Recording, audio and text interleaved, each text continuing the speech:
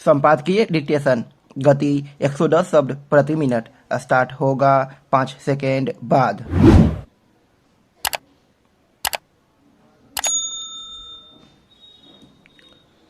Start. अभी कुछ दिन पहले एशियाई खेलों का समापन हुआ और भारत ने पहली बार इनमें अपनी पदक तालिका में 100 का आंकड़ा पार किया।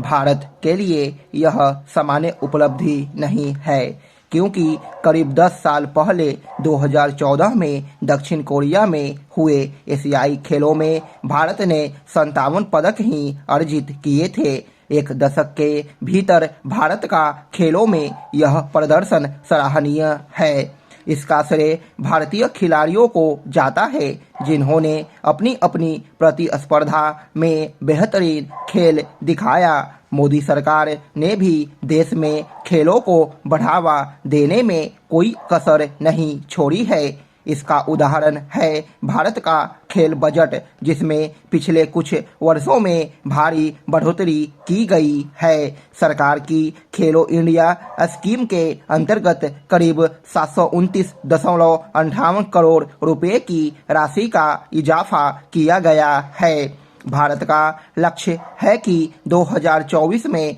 होने वाले पेरिस ओलंपिक खेलों में ज़्यादा से ज़्यादा पदक जीतना। जब भारत खेल शक्ति बनने की ओर बढ़ रहा है, तब उसका सामना चीन के रूप में एक अनैतिक प्रतिद्वंदी से हो रहा है। चीन ने मेजबान देश होने के बावजूद एशियाई खेलों में भारत के साथ कई मौकों पर बेईमानी की। चीन ने इसकी शुरुआत खेल के उद्घाटन से पहले ही कर दी थी, जब उसने भारत के वुशु खिलाड़ियों को वीजा देने से इसलिए इनकार कर दिया क्योंकि वे अरुणाचल प्रदेश से थे। अरुणाचल पर चीन ने एक अरसे से अपना फर्जी दावा ठोक रखा है। उसका मानना है कि अरुणाचल तिब्बत का हिस्सा है। यह दावा बिल्कुल बेबुनियाद है, क्योंकि तिब्बत ऐतिहासिक रूप से स्वतंत्र रहा है। चीन एशियाई खेलों के दौरान कई बार भारत के खिलाड़ियों के साथ अनैतिक तरीके से पेश आया। चीन के बुरे मंसूबों का शिकार नीरज चोपड़ा को भी होना पड़ा, जो भाला फेंकने वाले सर्वश्रेष्ठ खिलाड़ी हैं। पुरुषों के भाला फेंक फाइनल के दौरान चीन ने तकनीकी कारणों का हवाला देते हुए उन्हें दोबारा भाला फेंकने के लिए कहा। इसी प्रकार धाविका ज्योति याराजी ने भी 100 मीटर की बाधा दौड़ के दौरान चीन की बेईमानी का सामना किया। उन्हें तो रेस की शुरुआत में ही अयोग्य घोषित कर दिया गया, जबकि गलती चीनी खिलाड़ियों की थी। याराजी के विरोध जताने पर मामले की जांच हुई और यह पाया गया कि वह निर्दोष थी। चीन ने भारत के साथ एशियाई खेलों में जो किया वह चौंकाने वाला व्यवहार नहीं है।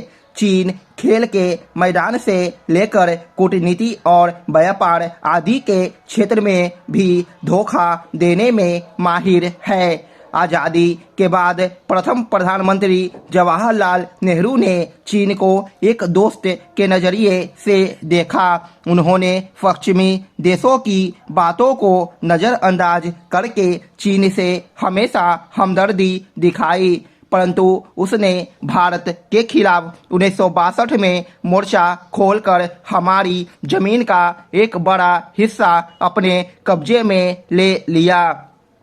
अमेरिकी खुफिया एजेंसी CIA द्वारा कुछ साल पहले सार्वजनिक किए गए दस्तावेजों के अनुसार चीन ने वह युद्ध भारत को सबक सिखाने के लिए छेड़ा था।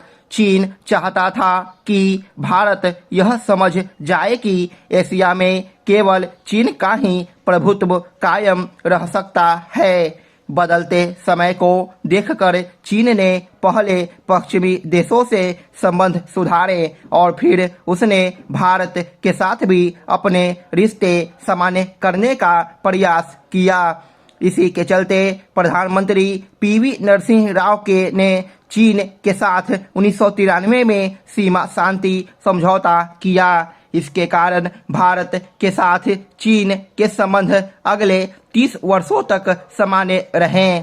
उस समझौते के समय भारत और चीन की अर्थव्यवस्था लगभग बराबर स्तर पर थी, लेकिन उसके बाद चीन देखते ही देखते 19 ट्रिलियन लाख करोड़ डॉलर की अर्थव्यवस्था वाला देश बन गया और भारत अपनी शक्ति बढ़ाने के बजाय चीन के भरोसे ही अपनी अर्थव्यवस्था चलाने लगा। 2004 से 2014 के बीच चीन ने भारत की अर्थव्यवस्था पर अपनी पकड़ और मजबूत कर ली। परिणाम स्वरूप भारत का चीन के साथ व्यापार घाटा 1.5 अरब डॉलर से 35 अरब डॉलर तक पहुंच गया। यह एक तथ्य है कि आर्थिक रूप से सक्षम होते ही चीन सीमा संबंधी शांति समझौतों को भूल गया।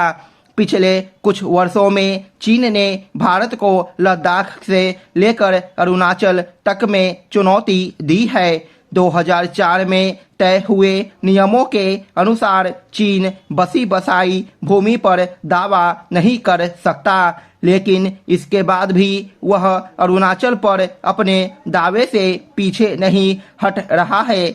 इतना ही नहीं, चीन अब हिमालयी सीमा पर बसे सीमांतर गांवों को हड़पने की भी कोशिश कर रहा है। ठीक इसी तरह वह दक्षिणी चीन सागर पर अपना प्रभुत्व जमाने की कोशिश कर रहा है। चीन प्रकट रूप में खुद को आतंकवाद के खिलाफ बताता है, लेकिन पाकिस्तानी आतंकियों का संयुक्त राष्ट्र में बचाव करता है। आज वह फिलिस्तीनियों के साथ खड़ा दिखना चाह रहा है, लेकिन यह किसी से छिपा नहीं कि वह अपने यहाँ उइगर मुसलमानों का किस तरह दमन करता है। वह इजराइल को उपदेश दे रहा, लेकिन खुद ताइवान को आए दिन धमकाता है। चीन बिल्कुल भी विश्वसनीय नहीं है। इसका कारण यह है कि उसकी रणनीतिक संस्कृति का मूल ही छल है। वह कहता है कि अगर आप लड़ने वाले हैं तो शांत दिखें और अगर बल का प्रयोग करने वाले हैं तो निष्क्रिय दिखें, और अगर दुश्मन के पास हैं तो भी दुश्मन को लगना चाहिए कि आप अभी दूर ही हैं। पिछले 7 दशकों में चीन ने इस सूत्र का भी भली भांति उपयोग किया है। भारत को चीन पर कभी भी